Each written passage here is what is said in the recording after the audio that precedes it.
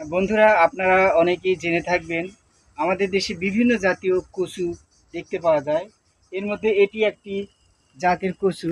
এটাকে আমাদের লোকাল ভাষায় মান কচু বলা হয়। এটি আজ থেকে 5 মাস আগে আমি এটা লাগিয়েছিলাম। তার সঙ্গে এই 3টা লাগিয়েছিলাম। আজকে আমি এটা হারভেস্টিং করলাম।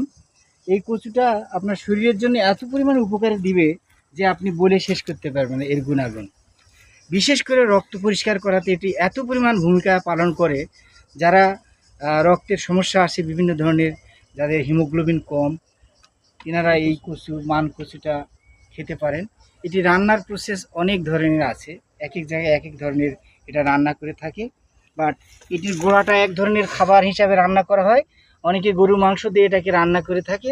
আবার এর উপরের অংশটা ছোট ছোট করে কেটে ভাপ দিয়ে এটাকে ব্যালেন্ড করার পরে এটা গরুর মাংসের পাতিলে অনেকে রান্না করে থাকে। অত্যন্ত সুস্বাদু এবং উপাদেয়